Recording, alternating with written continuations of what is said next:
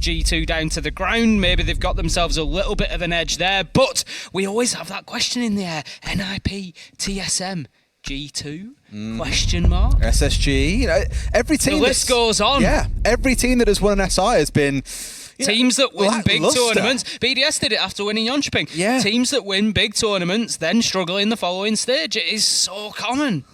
A little bit of smack in the chat, which I absolutely love to see. The thing is, it's just no team has really broken that curse. And even when G2 won at SI, no one I think expects them to get that far in the tournament, let alone win the whole thing. But the sheer fact that they got there, to me, I was just like, I'm really happy for them, but I think I know what's coming next stage. And it's so hard in this group because between these two teams right now, it's really hard to call who should be coming away in first place. This is the real scrap I feel in this group. Of course, there are other really competitive teams all around and across both groups, really. But for me, this is the battle for first place. And you may even find that the team that wins this game goes on to beat all the other teams and claims first place for themselves. Either way, whether you win, finish first, second, third, you still have to fight your way through the playoffs. The big difference maker being if you finish in first place, you get a bye into the second round. You win a single best of 3 against a team that's going to be finishing second or third in either your group or the other group, and you are guaranteed to be in phase 2 of the major. You skip the first week, you get straight to the real meat and potatoes of it in the second week of the major. So lots to look forward to there, and again for me, this game is going to carry a lot more weight than what a normal day 1 fixture should. Here we go then. Armory and Throne to kick things off on the downstairs, and G2 already going pretty execute heavy. Tim, I'm looking in towards the Amaru, I'm looking in towards the Dekabi, the Ying, the Lion. What a vile lineup for G2 to bring along for round 1. Yeah, it really is. There's going to be a lot of difficulty for BDS on the defence, particularly when it comes to the freedom of movement around the map. That could be something that G2 restrict quite well. We're going to have immediately, we've still got BDS, of course, setting up the sites here. They're going to be applying barbed wire out to yellow stairs, which tells me there's going to be a reasonable top floor presence. There isn't actually a huge vertical threat here on Theme Park. There's only a few small areas above Armory and Throne that can be ripped up by something like a sledge or a puck to give those vertical angles, and they're not really into critical areas, so it is a little bit of a personal choice of teams as to whether they even hold the top floor at all, but BDS are investing up there. You know what I admire about Shaiko? Many things. The man's an absolute god at the game, but even with Malusi being nerfed from being a 3-speed down to being a 1-speed, she a chunky girl now. She's still his go-to pick on the defensive side. Now, whether that's because it's a team-based decision and he's just saying, look, boys, we need the Banshees. I've got to pick. I've still got to play her, regardless of how slow or fast she may now be. Or if it's just personal preference when it comes down to the gun and knowing the operator so well and liking the gun with the impact combo for rotates. Various things may bleed into it, but he's still stuck by playing this operator, even with those speed changes. Doke looking to get aggressive. We know he's one of those players that on his day he can go in there and win big fights for you. Blur actually manages to take down Shaiko. That's a nice entry there. That's a great start for G2. LMs is going to push his way up into cash. They're going to keep trying to hold on to top floor. Doke absolutely no idea that LMs had pushed up there, and that levels things out for BDS 4 versus 4. In a spot where really every single player on the side of G2 has the ability to entry here and go aggressive. You look at the entire lineup and it's only through knowing that Blur and Virtue are normally the hard support and the flex support player respectively that you expect to see others up in the front line. They've got some good control up here on the top floor, Tim, looking out more towards Barrel's side than towards maintenance side of the map. And I don't think there's really going to be too much appetite on their side to go and chase LMs back inside of Cash. They'll just ignore him and try and make sure they've got flank drones ready to catch him when it comes around to hitting the site. But I can't ignore the fact they've only got 3 drones left on the entire team, and all 3 of them are in the back pocket of Blur and Virtue. They need to get them out on the field here to keep an eye on those flanks. My big concern for G2 here is their very limited hard breach capability. They've only got 2 of the secondary hard breach devices on the side of Blur, and they leave you having to vault through, having to go through an animation. It's not a wide scale opening like a thermite, for example. And in this site, that becomes difficult because you limit yourself to pushing in through single doors into Armory and Thrawn. So if BDS can burn enough time here, that's what it's going to come down to. G2 are going to funnel themselves basically by not bringing the utility that they need. Just clocked it's a small bug as well with the overlays on the actual player cards themselves showing they're in back pocket, but look towards the top left, they are indeed out on the field. There are now 2 left, but there are crossfires coming in everywhere towards Alems. And I said I didn't think we'd see G2 putting too much focus on Cash. They almost used the opening of this blue hatch to bait Alems into coming for the push and shut him down, and now they can hit the site. Candela's going deep out towards Furnace, but Renshiro looks about ready. Virtue finds one, the drop comes through, they found Blur. That should be a diffuser down, but it's Benja who's got it in back pocket, going in for the plant, and there is no cover. Bride comes close, Alamau's got to drop a make a fight happen here, but they aren't going to find it in time. They run down to the wire, and BDS just about take round 1. I raised the concern about hard breach, and I'm going to come back to it. Dropping the hatch, the Candela's going in. Renshiro showing great skill there, to be fair. Shooting out those individual Candelas, they're not very big at all on the screen. You know, just picking them up consistently, that really helped BDS survive there, because if he gets hit with one of those full Candelas, it's going to be nasty for them trying to hold on. But no, manages to get his man, and then G2 are in sort of panic mode. The Candelas haven't gone off. They have no option but to start trying to throw a plant down on the ground in wherever they can stick it. And BDS are able to mop up fairly easily. So I like what BDS did there, and like I said, I would question the lineup from G2. I would, on that side, particularly on an attack, I'd always like to see, you know, at least an actual hard breach operator brought along rather than the can openers, the secondaries that just open too small a hole to really be functional. You want to be getting, we see that site get 2 walls opened up and still not be won by the attackers. It is a problem. And so, yeah, I think G2 have sort of reaped what they've sown there. A bit of a change coming in here in terms of their attacking strategy as well. Double shield play coming out from both the Ossa and the Monty. Just in case one goes down early, you've got a bit of backup there, along with the Ace coming in for that hard breach as we are pushing in onto this top floor. Interesting little change here as well from BDS, leaving this wall in towards initiation opened up with a mirror window on it, so they can challenge in towards control. It will mean that there's not an easy walk in towards site from the east side of the map here for G2. But again, can't ignore the fact that we have the Monty on side. And I want to say it was Pengu, but back when he used to play on G2, who said, you know, this map, teams always used to ban it because it sucked to attack into. Looking at rooms like Cash, there are just 3 or 4 different angles that you can be challenged from. It's almost impossible to get control of comfortably because you're coming in through a single doorway or a hallway window. Well, the way around that, in Pengu's opinion, was to play things like the Monty. Just force control, steamroll your way in towards Cash, feed information back and forth, and it feels like G2 have held on to that small fragment of history there and bringing this operator along, admittedly not for that purpose of forcing map control, but will make it much easier to get an approach in towards the members of BDS rather than relying solely on winging out a gunfight when someone comes for a peek from behind those mirror windows. Bunger's just going to be opening up Gong door there. Another route, another option of access, but he looks like he might actually push himself inside the lockers. He's going to get back on the drones for a second before that is the case. We have the hatch getting opened up. Just gets it there. Only 1 Selma needed to detonate on a soft hatch. It's 2 on a reinforced hatch to open it up. So they just couldn't get those shot off quite in time. Alamo going to be heading in that direction. Of course, keeping a close eye on the Monty because that is going to signal where the sort of spearhead of the push will come now. Then Benja might get an opportunity on yellow stairs. Is the barb? I don't think there's any barbed wire down. No, they haven't got any in back pockets. So he could really be a backstab unless the bulletproof's looking down that way.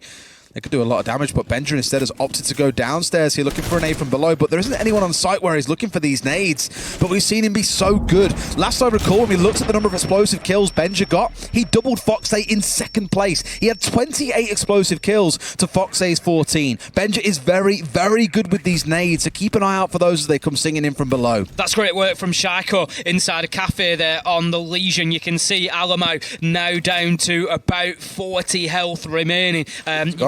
You've got to take your fights with the Monty when the opportunity arises. Now then, I don't think they have no idea of Leakafac's position here. He's just waiting for the man to step through, and when he does, it's going to be an absolute freebie onto Doki. There's 1, there's 2. Leakafac going big. Done it all by himself as well, and now somehow G2 have to scramble to reclaim that lost ground. Diffuser is down. They have no visibility. There's only the 2 shield-bearing operators left, and Tim, that just screams that this one is unwinnable. Try as they might, BDS look like they're going to take the 2-0 here. G2 scrapping to find something in these final 10 seconds, but 10 players left standing, no diffuser in hand. This round is done and dusted, and G2 still need to find an answer. The real problem for Alamo throughout that round, really, at the end there, it was the cause of his death, was being surrounded and being isolated. He went into cafe and we saw Shaiko, I commented at the time, he was able to just chip away at his health using those impact nades, and it's because he was on his own. You need a second gun with Monty. He doesn't have one that functionally he is using himself, especially when that shield is extended. At absolute best, he's got a pistol, and you need somebody along there with him. You need somebody who can challenge. So you need that threat, so that somebody like Shaiko isn't willing to just actually front him up and say, yeah, I'm going to throw a few impact nades at you. I'm going to see what damage I can do. There was no fear there in dealing with the Monty. So if you're going to bring the Monty kind of needs to be a focal point. Right? This play done a great job, especially the second, because the call's got to go there, but they just can't react quickly enough. Blur can do nothing about it. Because what I think there would have been really smart, and I think this is what G2 were going for, was you had the two players coming inside of Office. If they managed to get control to start threatening site, they can hold a couple of angles, pinching up towards the long hallway out past Cafe, or the one that looks up in towards site itself. Then you have the Oscar and the Monty coming in from Cafe side or Arcade side. It stops the defenders playing out towards Arcade, so they're kind of like putting a pressure cooker that is the site being challenged on one side by Shields, the other by these two players coming in with the diffuser. But G2 just hadn't done their homework, weren't aware from droning that Leaky Fat was set where he was, and he just eliminates half of the threat in that round. So I think again it was a good intent coming out of G2, just BDS managed to disrupt them before they could even get there. And this is how you disrupt a team, or this is how you play against a team that is really good in the execute, is very heavily team focused. You trip them up in the early round, you disrupt their setup and their would-be idyllic, ideal, perfect attacking lineup, and that's how you get the round win. So from BDS, again, they've just played it super well. First round a little bit underwhelming by G2 in terms of everyone dropped this hatch and we hope for the best style of play. That last round, though, I think was all down to Leaky Fack and BDS disrupting them before they could even think about executing. I think G2 need to learn from that round. They've brought the Monty along again with Alamo. If you're going to bring the Monty, he has to be the spearhead of the attack. And by being the spearhead, he needs the rest behind him. He needs that force to push him forward. And that's not what he had last time around. So I don't want to see him isolated. I don't want to see him to left just to try and push and prod and get information intel. I want to see him supported. Leaky Fact doing the business again with an opener, this time onto Virtue Nitro in hand, but he knows the next challenge is coming in. I tell you what, G2 are lucky not to lose a second. It looks messy. It looks really messy.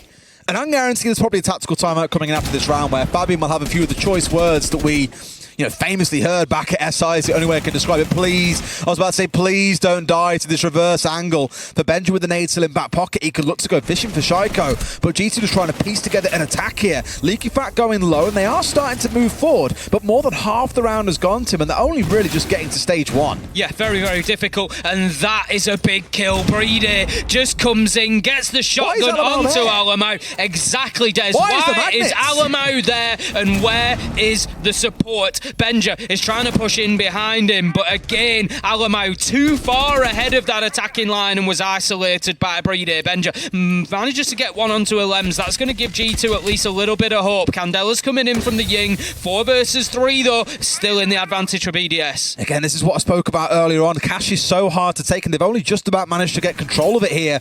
Alamo overextended, got punished for it. Leaky Fat's going to get a freebie again. No one is watching the right angles. It's a 3v2 for BDS. G2 looking messy here is the only way I can describe it. Is that world champion curse really coming to bite them on play they want him? Leakerfack's just doing what he wants at this point. They have to shut him down. There you go. All Thank you, Leakerfack. Gonna get a Nitro kill onto Doki. Ranshiro takes out the last man. BDS go 3-0. Complete defensive sweep, and it's not looking good for G2. And what you start to worry, Des, you pick up there on that curse of SI, and the way that I look at it is, going into SI, G2 was nobody's favourite in reality.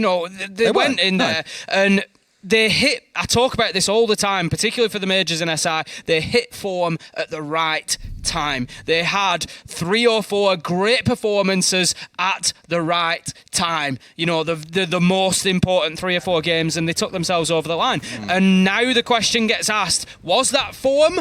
or was it just quality? You know, is it just that the team is great, or was it form at the right time? There's a mix of things in here as well. Not forgetting, complacency is a thing. And I'm not saying like, oh, these players are terrible people. They can't be professional sports people. Of course they can. But there's also the complacency of, we've just won SI, boys. They put a lot of work in. We know we're good. Yeah. We can take this a little bit easier. And I wouldn't be surprised if there's a little bit of that coming into here as well, where they're expecting to walk into a major. I'm not saying they haven't scrimmed. I'm very, very sure they have. I'm not saying they haven't done some prep. I'm also very, very sure they have. But walking into this, again in the stage, I look back at how Alamau died alone initiation. That reminds me so much of how they used to play when Citizen was on the team. And I'm not saying it's Citizen's fault, not at all. It's Alamau for being in the wrong spot and being so far ahead of his team. But let's not forget he's meant to be IGL here. He's meant to be commanding his troops, but he is so far ahead of everyone else and being picked off for free that there'll be questions being asked, why was he that far ahead? It's the kind of mistakes we'd see again back when Citizen was on the team. So I hope G2 haven't taken one step forward and one SI and now are taking 2 steps back and becoming messy again. It's only been 3 rounds. It's very early to call. They could be a completely different team in the second half, but they've got to get there with at least 1 round on the board in my eyes. Attacking again onto Armory and Throne, G2 have opted to not bring any hard breach. I don't want to sound like a broken record, Des.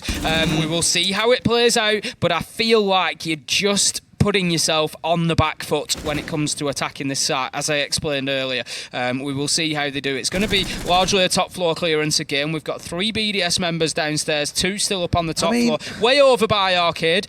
That's going to take another 30 seconds before G2 get over there. Half of the round's going to be burnt before those BDS members are even engaged. What I don't understand is even when they attacked this site last time around, they brought a hard breach gadget. I don't know if Blur's There's nothing this time. I don't know if Blur's messed up here and brought the flashes instead of the hard breach gadget. That's what I imagine would have been the case, because at least then you can play around the hatch. But as you say here, no, I'm sorry to be so direct, but it is literally trolling. I don't know why they haven't even got hard breach gadgets to deal with the hatch. If they brought the hard breach gadgets and died trying to roam clear, I'd kind of forgive them and say, all right, BDS played it well. They got up in your face, they disrupted you. But here you're forced to go in through literal tiny bottlenecks. Split door, dragon door, that's all you've got to work with. So BDS can go, oh, they can't get through. They've got no hard breach. Cool. Lock up the site, watch 2 doors, and that's how we win this game. Smart from Shaiko, 1 minute 40 wasted, gets himself back through the rotate, reinforces behind himself, and then picks up the opener onto Doki as well. And you just start looking, they've lost nades as well. You start thinking, where is the in? How do G2 get themselves inside of sight here? And I don't honestly know the answer at the minute. They don't have the Candelas to play behind. They do have the Lion scan, I guess. Dockerby Cole's not really going to help you get inside of sight. Blur manages to get a nice kill onto Leak. In fact, that's never going to hurt. 4 versus 4. 45 seconds left to go. Still trying to work the verticals a little bit, but BDS largely happy to sit inside. Tim, they've still got to force the single doors. I know I mentioned it earlier on, but I'll keep coming back to it. They've got to go through 2 really uncomfortable bottlenecks, and all BDS have to do is sit and wait. I know Leak, in fact, being picked out on the roam is one thing, but they've got Banshees on the doors. They are so set for this. They can put 2 players on each door and just wait. Let G2 push in, and it's free kills for you every day of the week. If one player doesn't get him, the second player will. Alamau's trying to make work here whatever he can, but it's a real war to step their way through. Still looking to come in. Sure enough, Blur gets 1, and they've got blue control just like that, Tim. Renshiro manages to get 1, even flashed. Shaiko steps across and finds another 2v2. Alamau putting the diffuser down, but there comes the kill. 1 versus 1. Time running out, and that is BDS able to hold on. G2, fair play to them. They did better than I thought they would. They managed to get themselves inside a site. They managed to have an opportunity to put the diffuser down at least. But BDS, they held on well, understood the situation, and got it over the line. BDS absolutely flying right now. 4-0. They give life to the saying, making the best of a bad situation there. The fact that it comes down to a 1v1, honestly, BDS will be kicking themselves. They let it get that close. But the time was on their side. The lack of hard breach was on their side. Just everything came together. I'm kind of surprised you didn't have the tactical timeout after round 3. But clearly Fabian or Titan, it depends who's speaking to them right now, has seen enough. Stepping in and just saying, boys, we are literally trolling. Like, what is going on? We played the hatch drop last time on this site. Now we've brought no hard breach and all that had to force our way through 2 single bottleneck doorways. What is going on? Let's shape things up. Let's get back on the board. Let's think about who we are. We're world champions. We should be able to beat BDS. We need at least 1 round here in this half. Otherwise, we are donezo. The other problem is, looking at the kills on the board as well. We've had 4 rounds. That's 20 kills available to G2. They've only got 10. They've only got half of what's been available to them. And, they're not ahead. They're 4-0 down, so you wouldn't expect that they're going to have picked up the 20 kills, but they need to be a lot closer to that mark. At the minute, it's just not going well for them. Liquefact, Renshiro particularly having good days, 11 between the two of them. They've got more than G2 between two of them. Yeah. And I mean, really, that last round was the big blitz as well, because there were 4 kills that came through in that room, in that round. Sorry, take it away from there, and they've got, what, 6 kills across 3 rounds? Yeah. It's not good enough. Not good enough. It is not good enough. Doki's having one of those classic days as well. We always say 14-0 or 0-14. Never quite literally to the point, but it illustrates the metaphor of either he's doing incredibly well and is fragging out like we saw in almost every game at SI, or he's simply not turning up on the day. Even Ben just sat at 2-4 as well. It is a quiet day for the G2 lineup. Either way, we keep on going on about it. Let's see how BDS fare here in round number 5 on their defense out towards Bunk and Daycare. G2, as I said, sorely need a round here. Whether it's on this site, whether it's going down to Drug and Lab, whether it's going out towards Initiation and Office, which is where I expect we'll go. There's 2 chances here with air quotes off sites to be won.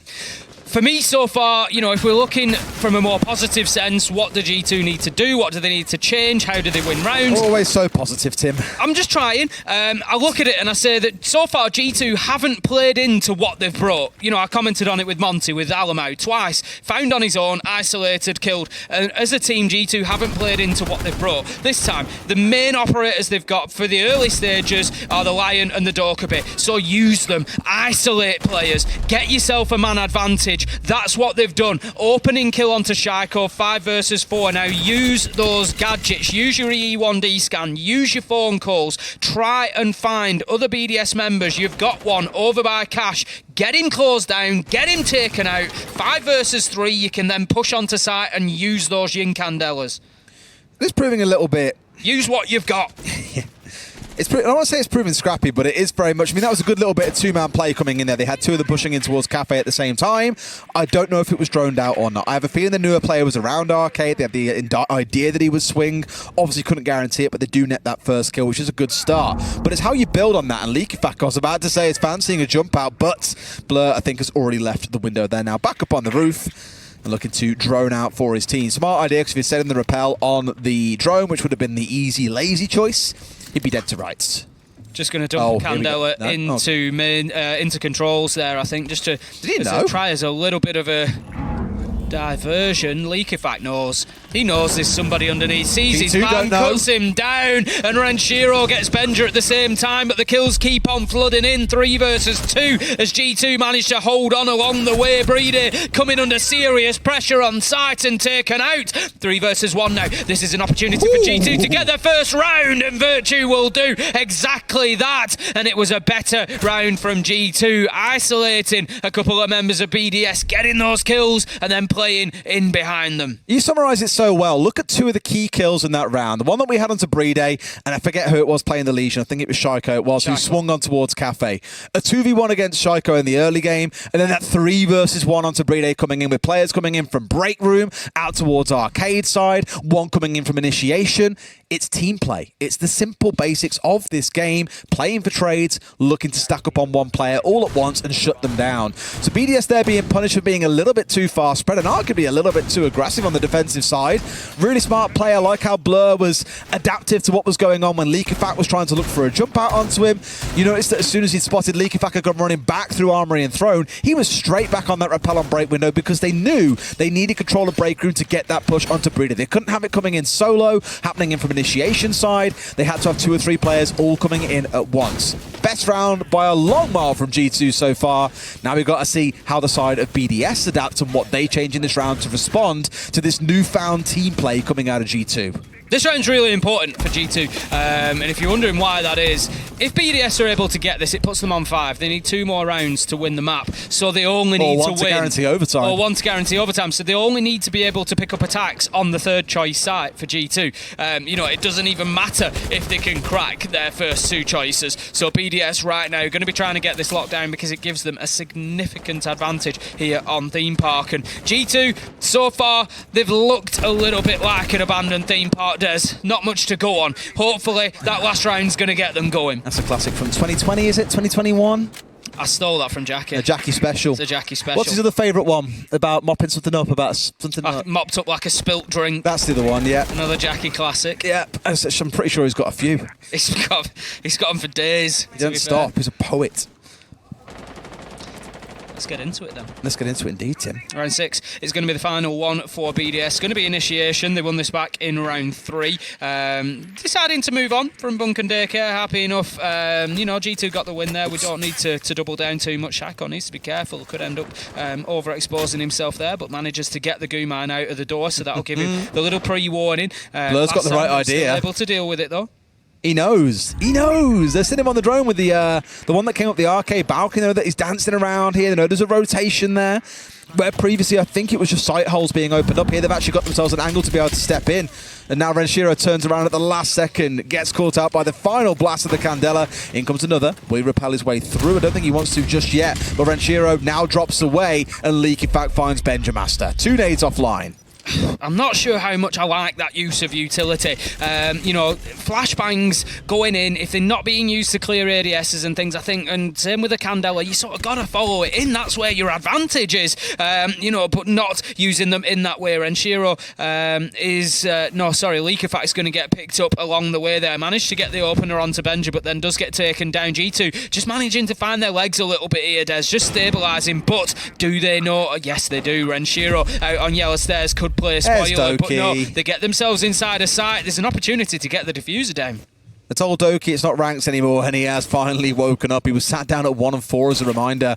Has bumped his way up towards 5 and 4 here. Blur getting the plant down. G2 looking like a team transformed. Doki's on potentially for himself an ace here as well. There it is for Doki. That's the way to reawaken into this game when it matters most. And G2 take 2 rounds in a row, Tim. The words of Fabian, their law. It's a bit of a steal, to be fair. It is. It's a bit of a steal and grab from G2. Given the first 4 rounds and the way that they went, BDS were absolutely all over them, I think it's fair to say. G2 looked a little bit lost, as I said, playing rounds with Monty, not playing in behind him, not using the utility that they had, not bringing the right utility. It all seemed to just be going a bit wrong. But then, as you say, that tactical timeout has really sort of steadied the ship, pointed them in the right direction, and now they managed to get themselves back to a 4-2 split. Not the end of the world for them, especially moving on to the defence. It's going to leave BDS needing to pick up some of these primary sites. So, as I said, all things have sort of changed a little bit now, because G2 are in the position that if they hold on to their first 2 choices,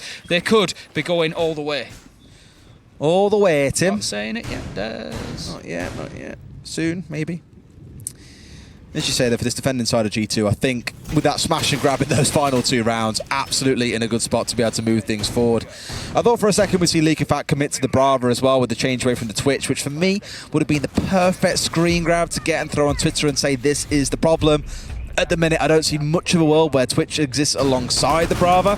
DMR's still pretty good, you give it that, but I just think that the Brava drones are so much more impactful at the minute than the shock drones. BDS, by contrast, are bringing Hard Breach along to this site. No, you don't say. Imagine. Leakafak has got the can openers, the secondary Hard Breach gadget, so he'll be able to take care of the hatch. Why did we start calling them can openers, by the way? Because they kind of are, aren't they? I don't know many can openers that want to power by water and to explode on me. Well, to be fair, I think it probably would destroy your tin of beans, to be honest. But yeah, I love how your default was the tin of beans, because the beans that I buy have got ring pulls on, but the tins of tuna I buy haven't. Those you actually have to get open. My tuna's got the ring pull. Ah, see, we're different places of the country, mate. This is it. You go 2 hours north and suddenly it's all upside down. Imagine.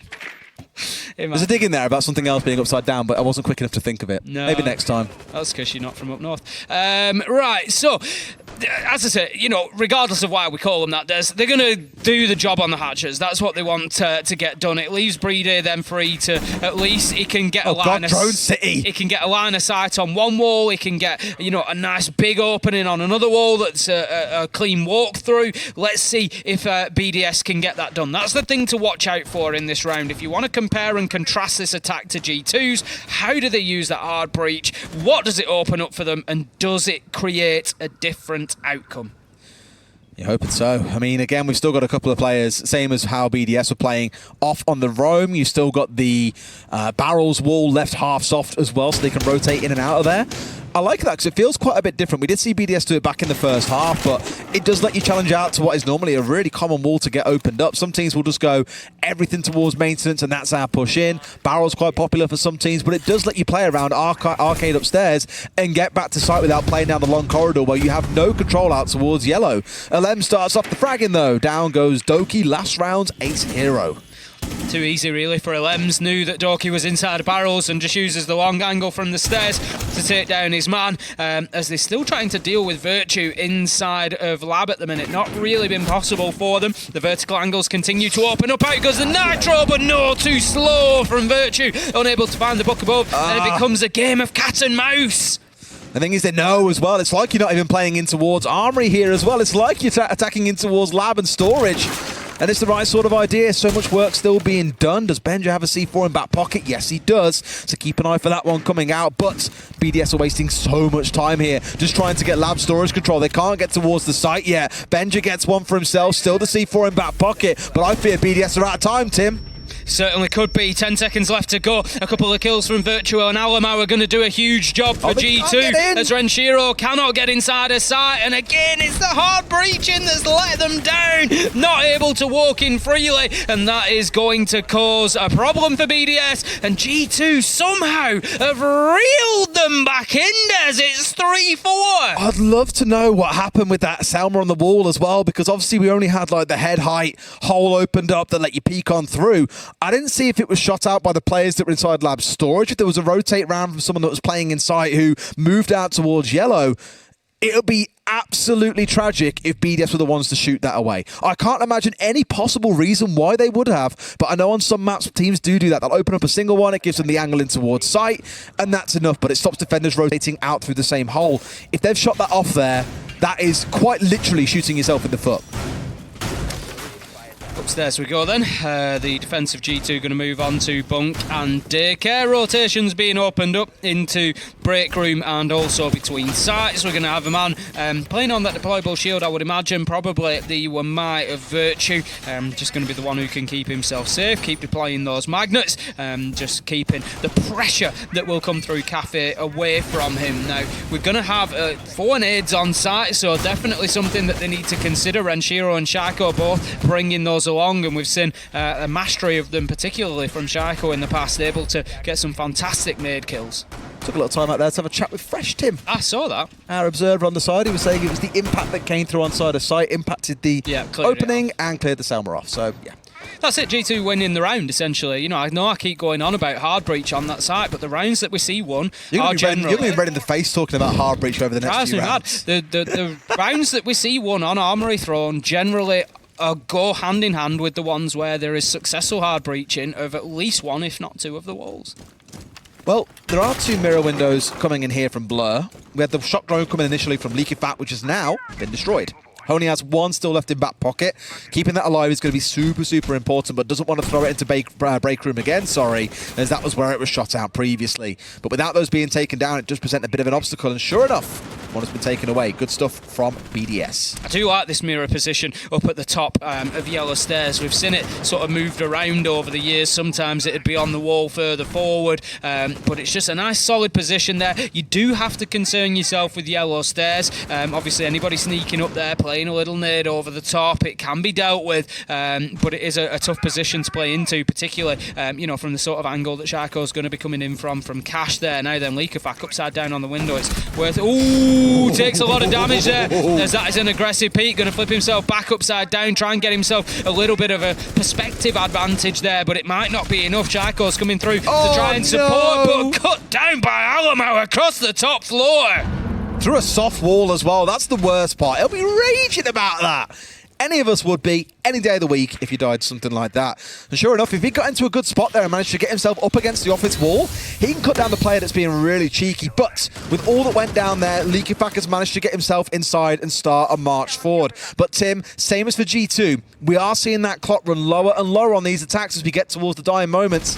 I mean, it's quite naturally that's to be a thing, but it's more the pace of the attackers that is lacking right now. It is. They're not, just as G2 weren't using their utility and going in behind it, BDS are suffering much the same at the minute. They're just unable to create those openings, unable to create the space that they need to be able to push into site and execute. Doki just playing a tight angle on the window there, and Shiro is going to find Virtue with an aid. 35 seconds left to go, and they are starting to dismantle this defence slowly, but again, will they have enough time? The clock is going to be the issue. Somehow they also just eating the nitro. It was the bait. Oh, he stepped back away there at the right time, but here come BDS marching their way forward. They find one more. Doki, all that's left standing against the last three. What a shot! Ooh, if he'd almost got that headshot onto Alems there, suddenly it becomes a very different conversation, but he's pushed up close, sees the hammer of Sledge. He's got a single fraction of HP to his name. Alems finds him with the body shot, and BDS take the round. It's getting spicy, Tim. There's a bit of me inside there screaming, Red Shiro, just go put the diffuser down, stop fighting with Doki.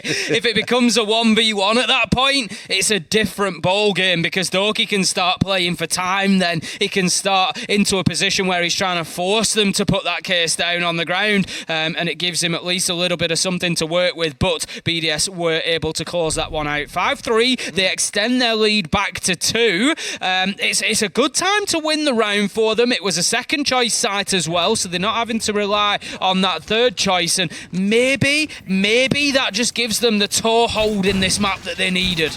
Yeah, it's not bad at that one. I thought it was 4-4. For some reason, I had G2 down as being 4-3 up, so it's my mistake. It is BDS that pulled themselves ahead. However, not forgetting they're on the attacking side. I'm with you, Tim. It was the offsite they've won there. Now we're going towards what's probably considered by some to be even the tertiary site really on this map.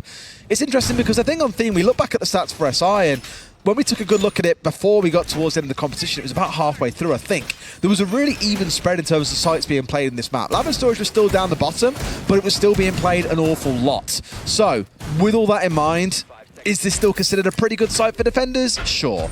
Is it as good as playing out towards Bunk and Daycare, sorry?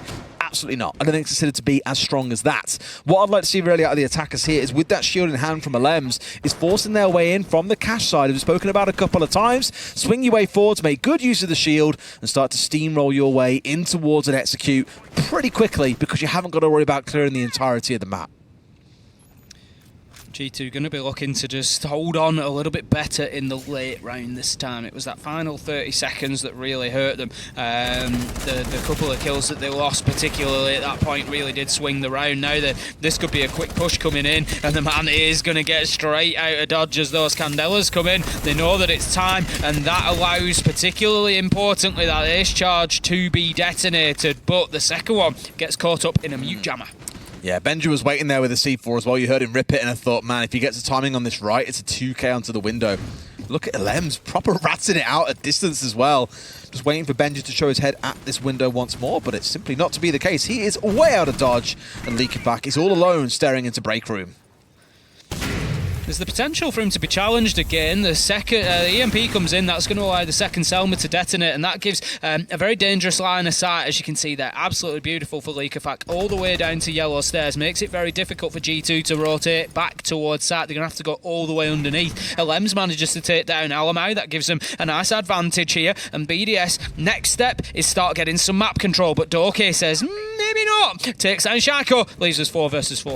Rough first game for Shaiko, 2-9. Not what we used to see from him, and I'm not going to go too harsh on him. He was one of the, I think actually maybe he even was the top-rated player at SI throughout the vast majority of it. I think Nua's trailing just behind in second. So you won't fault him for the odd game here or there where he isn't absolutely on his game. A good little swing from Doki on towards the window, though. Him versus Leakifak, and so far, neither going down. And there we go! The swing from Doki, that's what you want to see. It is. That's one of Doki's key elements, really. He doesn't know when to stop attacking sometimes, and he will peek in when it's unexpected, but he wins those fights and gives G2 a good advantage there. But the wall around him is going to be open, but again, he's able to just fight his way out of danger with a beautiful kill onto Renshiro, and Alems, he's peppering his way in towards site, but in a 2 versus 4, this is not looking good for BDS. I thought it was Doki, but no, it's Blur who stood up behind him here as well. But look at Doki, the rat on the ground is working his way forward. Is he on for a second ace here, Tim, because he knows where his last 2 targets stand, and I don't think they know that he's coming. It's going to push forward onto God, the door backstab. with the Ursa, but as you say, they need to be aware of the flank, and surely that's going to be the final kill for Doki. It is 3 in the round. G2 managed to get themselves their 4th on the scoreboard, and this continues to be close. Before coming into this, Des, I said it was my pick for the night for a potential overtime, and as time goes on, we inch closer and closer. I'm still seeing elements of old G2, and that's not to say it's a bad thing. Like old G2, there would be so many games where they looked outstratted, they looked behind tactically, but they could win so many rounds on big hero plays. You know, Citizen and Doki, most definitely the most guilty of that. You've seen an ace from Doki, you've seen a 4K, he's sat at 13 kills for the game overall, putting in some really big rounds, and I don't want to say it's all Doki, but he is the one finding the vast majority of kills across at least 2 of these rounds. Otherwise, G2, this game could have been done. It could have been a 7-2, done and dusted, but Doki has very much kept them alive, of course, with the assistance of his team. 5-4 to BDS. There is still life left in this game, and I think I'm with you, Tim. Overtime feels like the only way this one can go. It's certainly on the cards at the minute. The thing to remember is as well, there's going to be a lot of people, as is always the case, you know, when a team wins something, there's going to be a lot of people that are sort of itching, ready to say, oh, see, G2, they're not that good, they won, they've dropped off like everybody else does.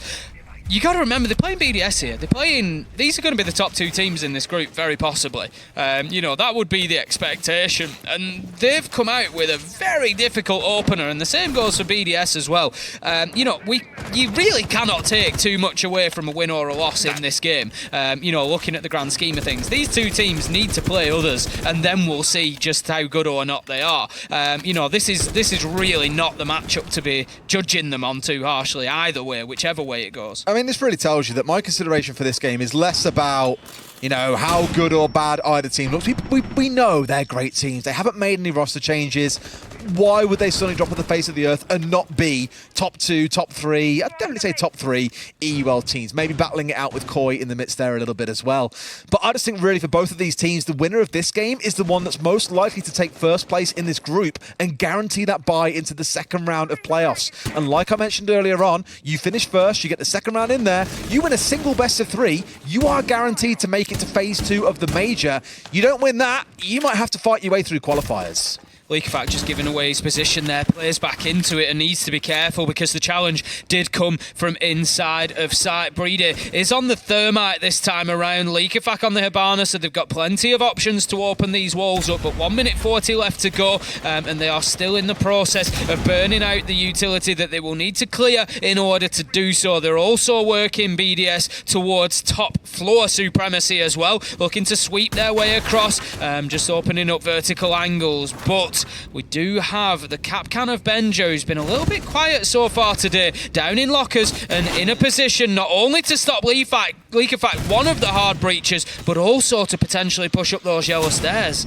For me, a lot of the work that comes in there really comes down to the fact that you got rid of one of the hard breaches, but you still have the big bad boy himself, the OG of Thermite, to look at getting these walls opened up. I don't think that exothermic went off there. I think it got impacted off at range as well by Doki or Blur. They get rid of one of them with a nade coming back the other way, but Doki still stands and he can still deny these walls from being opened. In fact, I think it was electrified rather than impacted out, but the point stands. BDS cannot get these walls open. It's something that they need to deal with. They need that breach. Here comes the aggression, but Shaiko's going to be shut down by Alamo on the close angle. We know how good he is on the smoke, and he just proves it once again. Doki with an important impact, but misses it, and that allows the wall to get open, but time could become a factor, Des. He looked like he really lined that up as well, like he's done it a million times, but this time it just did not work out. Oh no! Not the hands! Not the fingers, bro! He needs them to click heads! What the hell? One more goes down, a 3 versus 3. Doki, Alamau find the 2, and this could be enough to bring us up to 5-5 and guarantee that we see all 12.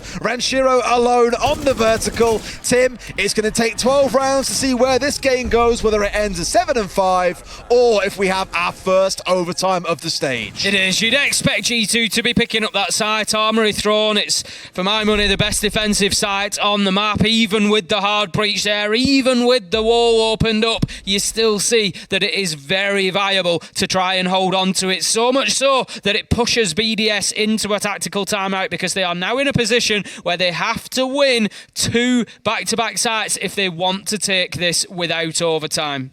Which is what G2 did in the first half. Honestly, I think this just deserves overtime now. They were down 4-0 in the first half. They had the tactical timeout. I'm 95% sure Fabian yelled some expletives, and they won the next 2 rounds. Will the same happen for BDS? No, they haven't got a Fabian. I'm with you.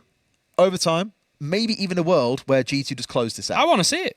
In the last 6 rounds, it's been 5-1 to G2. That's the way to look at it, and that is ever since that timeout, that tactical timeout coming in from G2. So, it's always something that fascinates me, looking towards the impact of the tactical timeouts. How impactful is each coach, is each team, is each tactical timeout? And it certainly has been for G2. 5-1 since then leaves them now 5-5 on the board, going at least to 12 rounds. Only one of these will get an opportunity now. Whoever wins this round will have an opportunity to win in regulation, but it's going to take back-to-back.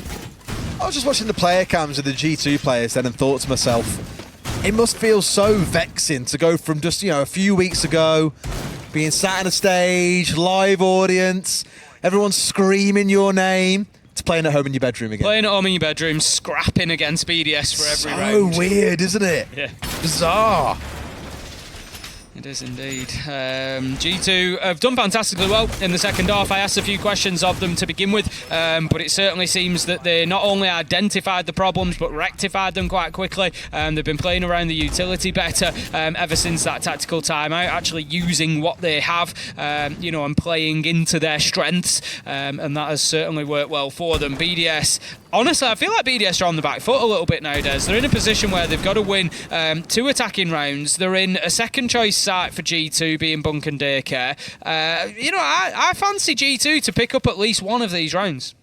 Yeah. Worth noting that Leaky Fack has changed back over to the Twitch as well. I think he changed away from the Lion, it was. They identified there's a mirror on side, and they're just like, right, well, we've got to get rid of some mirror windows. What's the best way to do that? If you can play vertically, it's great, but when the mirror windows are dug in as they are here on concrete that you can't break through, that's when Mira really comes into her own. And truthfully, the one place that I still see real value in bringing her over something like the Brava. Yeah, absolutely. Just gives you that option to clear them out now. Imagine if you could hack a mirror window and inverse which way it's facing. Or invert the way that it's mirrored. So yeah, that's what I mean. That's what I mean. The mirror comes on the inside rather than the outside. That'd be balmy, wouldn't it? Be an interesting one, wouldn't it? It'd need a bit of a lower change. It'd have to become more like a screen than a mirror, because obviously then it'd have to be fully digital. So that it wasn't mechanical. Benja did. So I was just going to say, Benja was trying to play on that window. We saw him try the nitro last time. This time it came out of the warden, which was Alamo. Didn't find its target, but Virtue does. Headshot onto Renshiro, and as I said, I fancy G2 for a defensive round here, at least one of them. The big question looms, Des. If they get one, can they get 2? I think they probably could, is the thing, Tim. If we get to that point, of course, not forgetting it's all about offsides, but BDS missed that crucial fact, this leaky fact almost as well. The sheer fact that they were looking out towards break room, trying to force the warden away from site, who then vaulted straight in towards initiation. They missed that, and he gets a free kill in towards waiting area. So BDS not playing discipline there, being caught on the backside a little bit. They're down to a 3v5. Hey. We're going to see Blur just down. We've got Shaiko. We're trying to work on the window, trying to get into Cafe, but BDS just struggling to get going here. Nitro said it as a nade from Shaiko comes in. He's just so good with that utility. Leaves us now in a 3 versus 3, 40 seconds left to go. And G2, they need to rethink the game plan here. Shaiko's walking in. He's getting more kills. He's keeping that man count level. He's still marching through, and I'm pretty sure it's his 2 nades that have done the business so far in this round. Killed one, put another on his backside, has found a kill for himself, and almost picks up Benja, making a 4K in the round for Shaiko. If he finds Alamau, that's every single one. It's down to 1v2. G2 were in a 5v3, and they might have just given this round away. Alamau looking for what he can. Oh, no! Alamau! How can he get away with this? Absolutely beautiful from Alamo. And drops the question mark in chat as well. This man. Disgusting. World champ ego, world champ plays. Unreal. Beautiful 1v2 there against two of the best players in the world, Shaiko, BDS. In that sort of situation, if you said to me, you know, which two players you want in a 2v1 diffuser in hand, I'd be thinking potentially Shaiko and BDS. Oh, they're gonna, God, yeah. all day long, they're going to get that job done. But no, Alamo having absolutely none of it. Two beautiful headshots to close out the round. He has just really saved G2 there. Let's take a look at this, look. Just the one on towards the right-hand side of the bomb as well. Just almost goes for the pre-fire, I'm pretty sure, on the spin round. Catches the back of his head by a literal millimeter. And then goes for BDS and finds him too. Wow. Let's not forget. Oh, yeah, treat and a half. Let's not forget, though, G2 were in a 5v3 and let it come down to a 1v2. That should never be happening, and that'll be the kind of thing they'll look at and say, right, boys, let's address that. But let's address that elephant. That said, it was the Shaiko 4K that did that. It was. I mean, to be fair... And you just can't legislate for somebody like Shaiko. That is the problem, mate. This is the real battle between these two teams. It's the battle of the hero plays, right? I spoke about Doki's 4K, his ace. Now we've had an Alamal 1v2. We've had Shaiko walking a 4K. Two of those with nade kills as well. It's so back and forth. It is such a treat to watch these two play. I love it. And given how yes, how terrible the first 4 rounds were from G2, I've really enjoyed seeing the step up. I was concerned. They look like a rank stat. They look terrible in those first 4 rounds, but after the timeout, they've looked how you'd expect from a world champion team to play. Certainly have, and that brings us to the here and the now. It is round 12, it's initiation. BDS already having picked up 1 defensive round, need to find another. If they do, we go into 3 rounds of overtime, but G2, they are not going to want any part of that, and I'll be honest, Des, with the way things have gone, I think they're now 6-1 since that tactical timeout. 6-1. Yep, 6-1. Absolutely fantastic from G2 in the last 7 rounds, and BDS's confidence has surely taken a beating. Everyone will be racing to get Fabian's signature to come be their coach for these timeouts, as clearly they work so much magic. The team transformed since that time, as you've alluded to, Tim. Benja almost going down, C4 over the top. Don't catch Benja in that one as well, Jesus. As outcome to Selma's over the top, Benja's feeling a little bit cheeky. Doesn't want to get too aggressive. They have no idea that he's this close at this time. If he can stay in deep here and not get droned out, we're in for a very special treat from him. Well, that's exactly why Benja didn't take the Selma charges out. If he had the option to just take the Selma charges out on the walls and chose not to. Now he finds himself in a difficult position, but Alamo taking down Leakafak is going to be a big part of the puzzle to keep Benja in place, potentially. Renshiro manages to find Alamo, and that leaves us now in a 4 versus 4. But can they get him? Yes, they can. That was the shutdown I was looking for. He's no longer the X factor in this round for G2. They get break room control on the attack inside. And Virtue, this room suddenly feels a hell of a lot smaller, Tim. This is going to be a throwaway if BDS don't manage to get this blur. He finds an explosive kill onto Shaiko to level things up. G2, they're holding on by the fingertips at the minute, but holding on nonetheless. Doki in a position to find a headshot. Takes down Alems. It's just 2 more kills for G2, and they will have come back from 4-0 to win the match in regulation time. 7-5 to G2, and they won 7 out of 8 rounds in a row to be able to claim that victory. What a performance. Initiation is going to haunt BDS because it's yet another round attacking in through break room that they have ignored G2 having control of initiation and have paid for it with the round.